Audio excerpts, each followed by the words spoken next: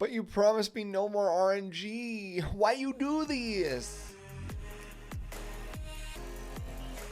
Hey, what's going on, guys? This is Arcaden, and today we are going to talk about Abyss Floor 113. And to be fair, of all the new floors that have come out, this one gave me the most trouble with random number generator things happening. You'll see when we get into it, but let's take a look at the team just because this at least keeps it fast. So first up on the team, you'll notice we have Adventurer Ross. To be fair, I did everything that I could to get him off the team because I cannot stand that he only has a 60% chance to land a defense break, especially for PvE content when you're really trying to land that on the S2. However, there really weren't any better options to be able to get nice dual attacks, so we stuck with Adventurer Ross, and he does end up being like kind of an MVP across a lot of the floors on this like 111 to 120 section. So keeping that in mind, we did go with the Sword of Ezra just to keep his damage like kind of mitigated, just because we are against boss and elite monsters. So putting him up front, that ended up being useful to kind of cut the damage down, especially since we also cut his health and his defense so that we could have more effectiveness, so that every time that 60% chance was gonna land, it did land. So next up on the team, we do have Emilia. As of right now, Emilia is not really accessible to everybody, but around the time that the video was being initially like created, it was very accessible. So keep this in mind in the future. Whenever you see limited banners, I can't say this enough, PSA, get yourself limited banners. Don't miss them. It's super important. She will be back around, I'm sure, at some point during 2022. I can't say 100% just due to the fact that it is actually from an anime that was then collabed on, but they have shown to do that anyways in years past with other characters. So hopefully there is still a chance.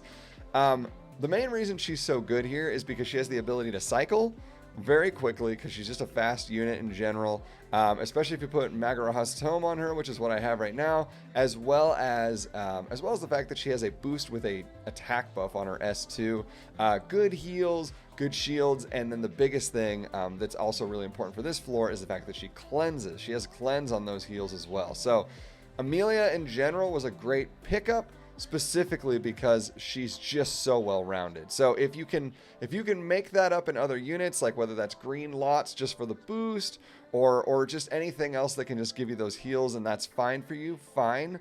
But she was definitely a much more solid pick than I think most other choices for this fight.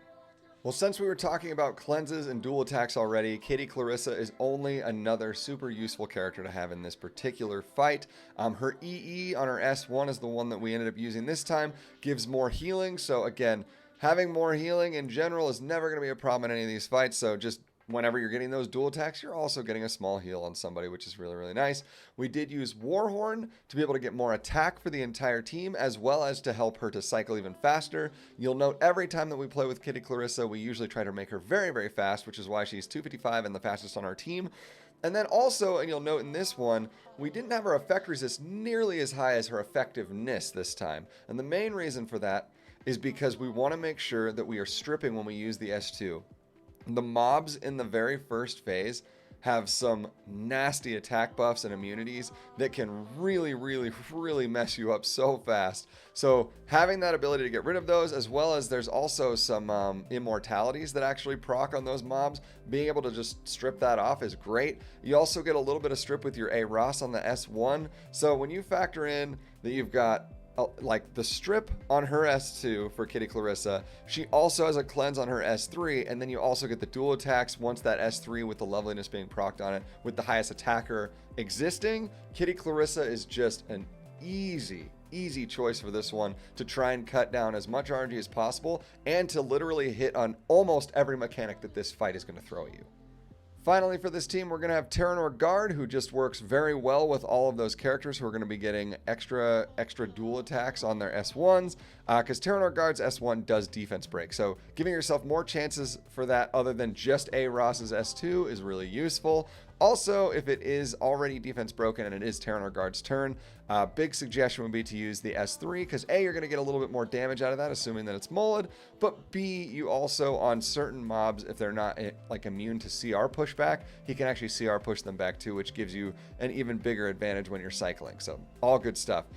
You'll note that I am using Symbol of Unity. Symbol of Unity is only here for the damage. There's no reason at all for the extra hit chance that you get on this. So if you have a better option, or you need more survivability, and you have more damage inherently on the character, but you want more survivability, maybe a Sigurd Scythe. Honestly, there's a lot of options you can use. We went with more damage because, as you can see, our rage set is pretty lacking. It does not have super high attack. It does have the crit chance you need, but the crit damage is not overly amazing either. So just keep that in mind depending on what kind of gear you have. If you have a better attack set or rage set, or honestly even destruction set, use those just to give yourself a little bit of extra damage across the board. You'll note that my effectiveness is not even high enough to guarantee defense breaks, but it's okay in my mind because you're going to be getting so many turns because of the dual attacks with Taranor Guard that you're going to just naturally put up a lot of defense breaks anyways. So that's the team.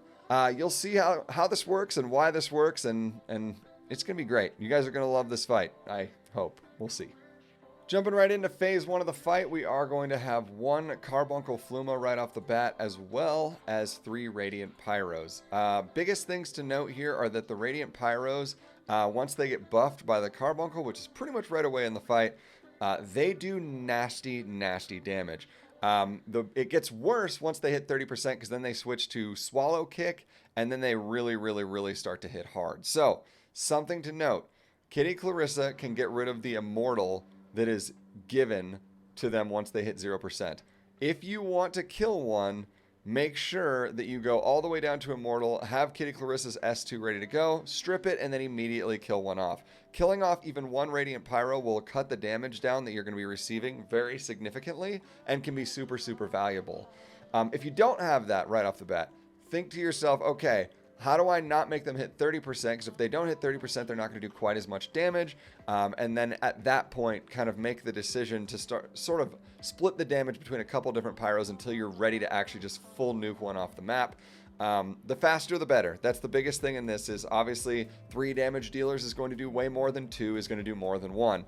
So as we're talking about this, as you've killed off each one of the Pyros, you'll note that the damage becomes that much more easy to survive, that much easier to recover on, and you're kind of good to go at that point. Once you're down at just the Fluma, you will start to save souls. So use your abilities, do what you can until you get the Fluma down to about, I don't know, 30-35% or so. Then start to save abilities. Start saving abilities and start continuing to attack so that you have a good amount of souls moving into phase 2, as well as abilities, so that you can give yourself the best fighting chance of getting through phase 2.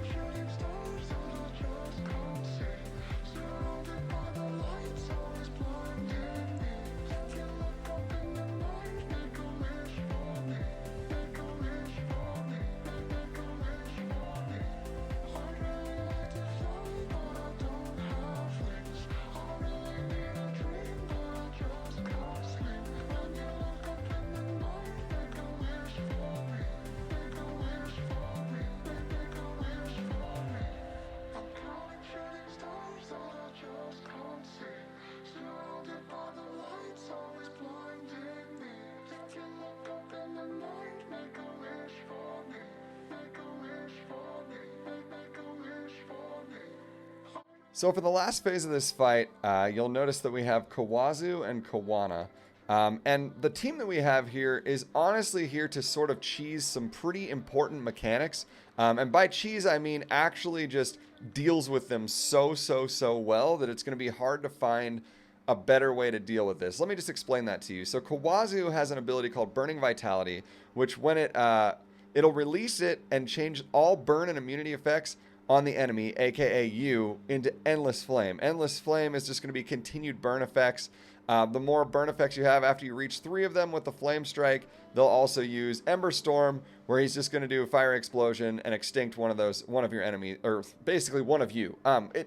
It's really seemingly very, very toxic and something you don't want to deal with. So the things that we have in this team that are super important to dealing with that are characters like Kitty Clarissa, who's going to be cycling a lot and constantly getting rid of those flames that are coming up on you.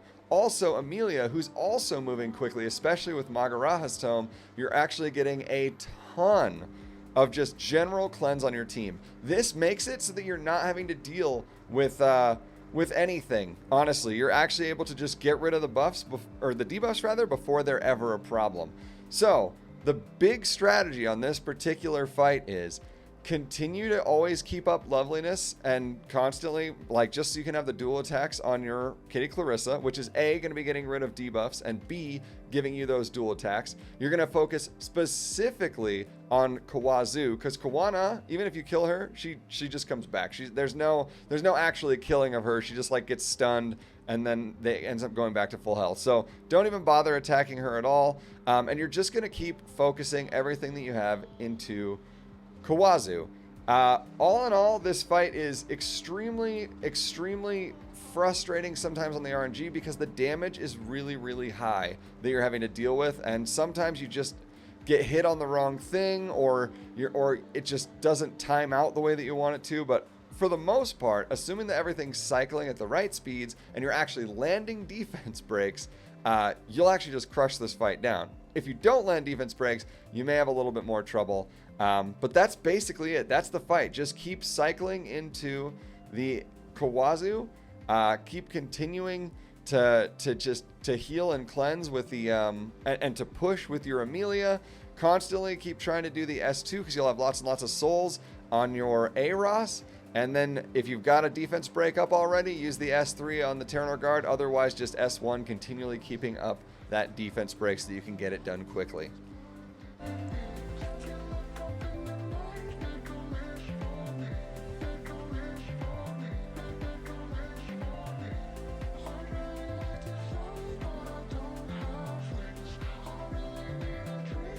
So that's all, folks. Floor 113 should be done for you if it's not immediately. Again, of all the floors that we did recently, I know I said this earlier, this one had a lot more RNG than others, but nothing compared to what we're used to seeing prior to this in basically 101 to 110. So stay strong. I believe in you. It's not too much further, and it's pretty fast attempts. So on the bright side, it should be over relatively quickly.